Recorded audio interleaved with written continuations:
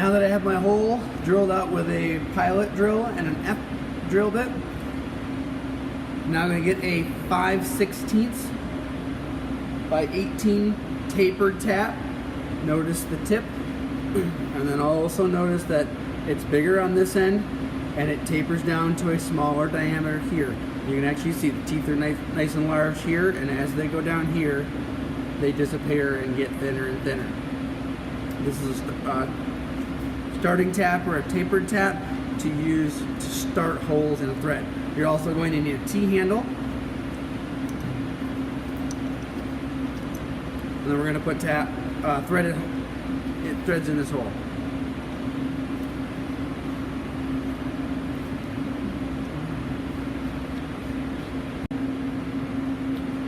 You'll want to make sure to keep it lubricated and keep some oil in there. It doesn't take very much. You don't have to coat the entire thing, just a couple drops. If it starts to get dry, you can add some more. While you're doing this, you'll want to make sure that you keep this level, kind of side to side, forward, backwards, with keeping some down pressure on it, because you're wanting to force that tap into the hole to start the threads.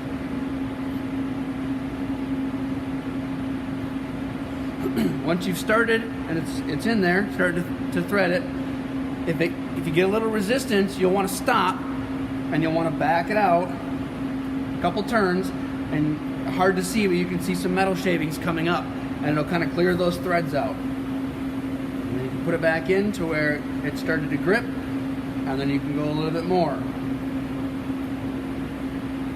Starts to get really tough, back it out, and then you can see the metal shavings start to come out with it.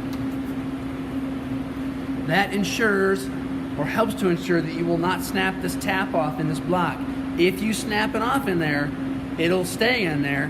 There's really no good way to get that out, because the taps, although they are brittle and they break easy, they are very, very strong metal, and we won't want to waste a bunch of drill bits to try to drill that out of there.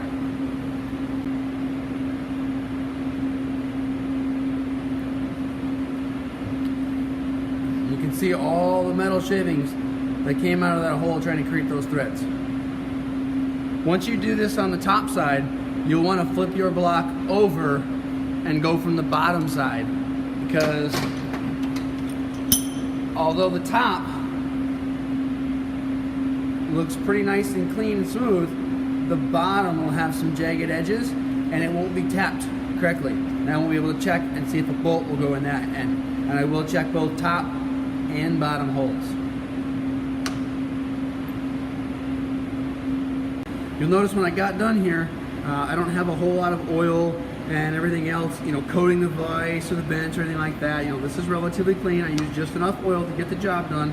But underneath the vise, kind of in the drop zone of everything, there's all kinds of metal shavings. There's probably oil that may have dripped. And you notice how I put a piece of oil dry mat down. You could also use a blue rag to put down there. But you want to put something down to be able to catch that. I now have to go through and clean up this mess so that it doesn't stay around and somebody else doesn't have to pick up after it.